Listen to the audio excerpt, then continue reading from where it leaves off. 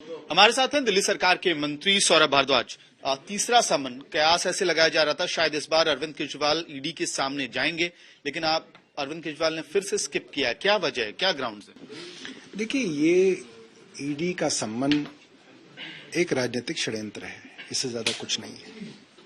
ठीक लोकसभा चुनाव से पहले अरविंद केजरीवाल जी कैंपेन ना करें, उनको जेल में डाल दिया जाए, भारतीय जनता पार्टी को राजनीतिक फायदा हो, सिर्फ ये इच्छा है।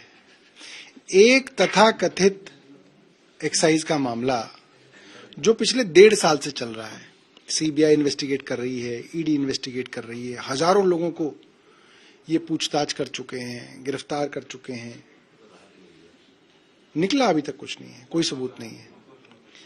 मनीष जी 1 साल से जेल में बंद हैं और उनके खिलाफ कोई सबूत नहीं है, वो भी कुल मिला के एक्विट होंगे।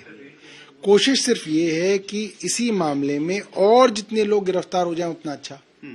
तो अरविंद जी को सिर्फ गिरफ्तार करना साजिश है। सम्मन बाद में आता है।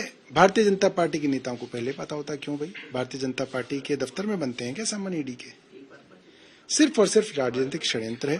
बीजेपी की तरफ से कई सारे आरोप लग रहे हैं, लेकिन हम केस की टेक्निकलिटी में भी आए। आप अगर इसी तरह से ईडी के समन को स्किप करते रहे तो जो स्पीडी ट्रायल आप मनीष सिसोदिया केस में चाह रहे हैं वो डिले होता रहेगा। देखिए, अगर देश कानून और टेक्निकलिटी से चल रहा होता तो मैं आपसे ये चर्चा कर रहा होता। आज देश कानूनों से नहीं चलता, आज देश राजनीतिक षड्यंत्रों से चल रहा है।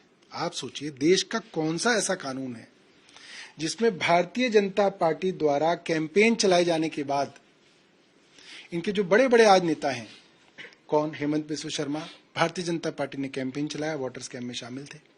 उन्होंने कहा 6 महीने तक बुकलेट बांटी, ईडी सीबीआई का शिकंजा कसा गया।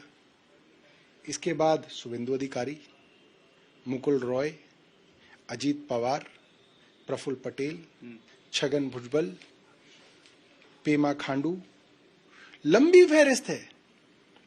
ये सब वो लोग हैं जिनके खिलाफ भारतीय जनता पार्टी ने कहा कि ये भ्रष्टाचारी हैं।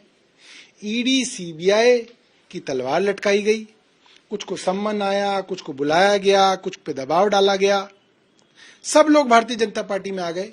मैं जानना चाहता हूं ऐसी कौन सी टेक्निकलिटी है और कौन सा देश का कानून है जिसमें भारतीय जनता पार्टी में आने के बाद इन लोगों के खिलाफ ये एजेंसियां काम करना बंद कर देती हैं? ये कौन सी टेक्निकलिटी है? लेकिन आज के समन को स्किप करने के बाद अब जो गिरफ्तारी का खतरा है वो बड़ा हो गया है। तो क्या हेमंत सोरेन की तरह सुप्रीम कोर्ट का दरवाजा खटखटाएंगे आम आदमी पार्टी के मुखिया?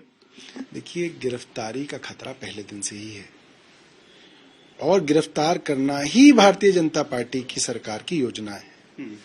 अब जो कानूनी सलाह मिलेगी उस हिसाब से आगे बढ़ेंगे। झारखंड में भी ईडी का जो ऑपरेशन है वो चल रहा है, वो तो सब अपोजिशन स्टेट्स में ही जाती है ईडी सीबीआई।